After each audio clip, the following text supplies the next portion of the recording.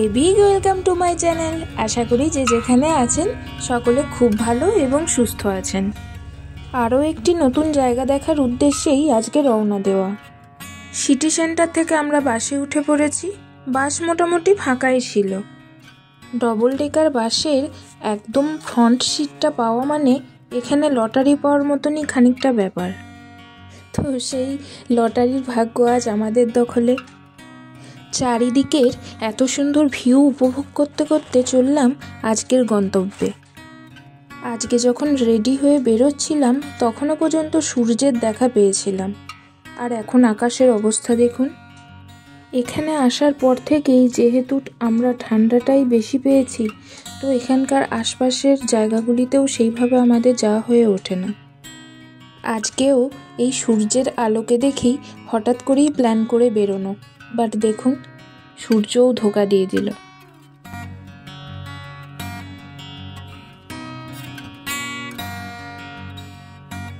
আমরা এখন যাচ্ছি ইচেন ব্রিজের উপর দিয়ে। এই যে নদীটিকে দেখতে পাচ্ছেন, এই নদীটির নামই হচ্ছে ইচেন নদী। আমরা যে জায়গায় থাকি এই সাউথাম্পটনে, এই ইচেন রিভারকে কোথাও সরুভাবে, কোথাও বড় আকারে, বিভিন্ন জায়গায় এই ইচেন রিভারের দেখা মেলে।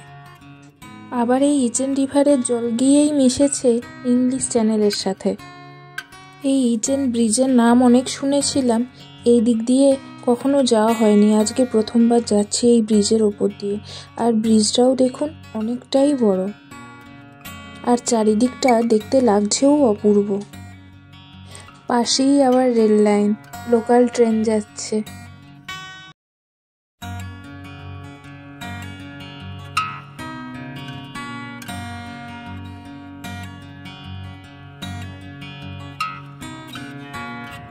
আরেকটি মজার জিনিস দেখায় আপনাদের, এখানকার বাস স্টপগুলির মাথার উপরে ছোট ছোট গাছকে কি সুন্দর করে লাগিয়ে রাখে দেখুন।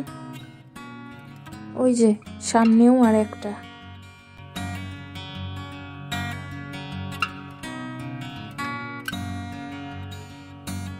নেমে পড়েছি আমরা বাস থেকে। সিটি সেন্টার থেকে মাত্র 20 মিনিটের বাস ডিস্টেন্স।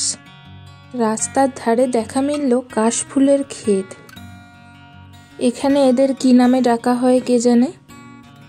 আকাশ জুড়ে কালো মেঘ, আজকের ওয়েদার একদমই ভালো না। আজকে আমরা যাচ্ছি ওয়েস্টার্ন হার্ড উলস্টন নামক একটা বিচে।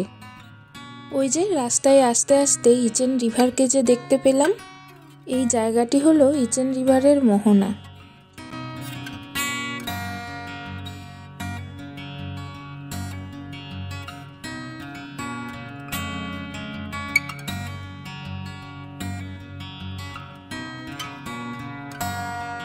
ওই যে দূরে দেখুন একটা জাহাজও দাঁড়িয়ে আছে।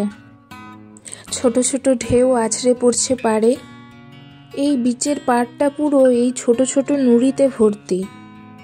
এই বিচের ঢেউগুলো খুবই ছোট ছোট, আর জলও অনেকটা নিচে নেমে আছে, মনে হচ্ছে ভাটা চলছে। দিগন্ত বিস্তৃত এই জলরাশি। ভীষণ ঠান্ডা হাওয়া দিচ্ছে পাড়ে, আর জলটায়ও অল্প হাত দিয়ে দেখলাম ভীষণ ঠান্ডা জল। আর এই জলের মধ্যে দেখুন দুটো হাঁস কি সুন্দর ভেসে ভেসে যাচ্ছে। গরমের সময় এই জায়গাটায় এলে আরও ভালো করে উপভোগ করা যাবে। এই বিচের পাড় বরাবর একটা লম্বা হেঁটে যাওয়ার রাস্তা রয়েছে, আর পাশে এই পার্কিং এরিয়া, একটা ছোট্ট খাবার স্টলও রয়েছে। জায়গাটি দেখে গরমকালে পিকনিক করার কথা মনে পড়ে গেল। আর সামনে যেটিকে দেখা যাচ্ছে রাস্তার ঠিক ওই পারে, এটি একটি জঙ্গল। এই জঙ্গলের ভিতরেও নাকি যাওয়া যায়। মূলত এই জায়গাটিতে লক্ষ্য করলাম সকলে তার প্রিয় পোষ্যকে নিয়ে হাঁটতে বেরিয়েছেন। প্রত্যেকটি জায়গার সিজন অনুপাতে তার রূপ পরিবর্তন হয়। এই জঙ্গলের গাছগুলিকে দেখুন, এত লম্বা লম্বা গাছ, পাতা ঝরে কেমন একটা কঙ্কালের মতো দাঁড়িয়ে আছে। এই গাছগুলি যখন ছোট ছোট সবুজ পাতায় ভরে উঠবে, তখন আবার নতুন রূপে ধরা দেবে। বাইরে থেকে দেখে মনে হচ্ছিল গভীর জঙ্গল, কিন্তু না, ভেতরে যাওয়ার জন্য খুব সুন্দর রাস্তা করা আছে। পুরো নিস্তব্ধ ফাঁকা একটা জঙ্গল, আমরা ছাড়া বাদবাকি আর কাউকেই দেখতে পাচ্ছি না এখানে। যখন বিচে ছিলাম তাও তো অনেকজনকে দেখতে পেয়েছিলাম, কিছুজন মাছ ধরছিল, কিছুজন তার পোষ্যকে নিয়ে ঘুরে বেড়াচ্ছিল। বোর্ডে লেখা আছে এটি একটি পার্ক, বাট পার্কের কোনো কিছুই চোখে পড়েনি এখনো পর্যন্ত। এটি একটি ছোট্ট সাঁকো মতন, নিচের জল একদমই শুকিয়ে গেছে আর গাছের পাতা পড়ে চারিদিকটা ভরে আছে। এই জায়গাটা দেখতে কিন্তু খুবই সুন্দর লাগছিল, আর দেখেও বোঝা যাচ্ছিল এই জঙ্গলে যে গাছগুলি আছে গাছগুলি অতি পুরানো। এক একটি গাছের গুঁড়িতে তো শ্যাওলাও ধরে গেছে, গাছগুলো এতটাই পুরানো। আমরা একটু উপরের দিকে উঠছি, না অল্প উঁচু, ওই যে হ্যাঁ উঠছি সেটাই ওই হাইফিল্ডের মতোই উঁচু। ওই তো এই যে ক্লিন করছে। না ক্লিন করেনি। ও আচ্ছা, এখানে খুব একটা অসুবিধা হয়নি। পুরো জঙ্গলটা ঘুরে আমরা দেখুন বেরিয়েও গেছি। এই গেটটা কেন দেওয়া আছে ভগবান জানে, আমরা বেরোলাম ওখান দিয়ে।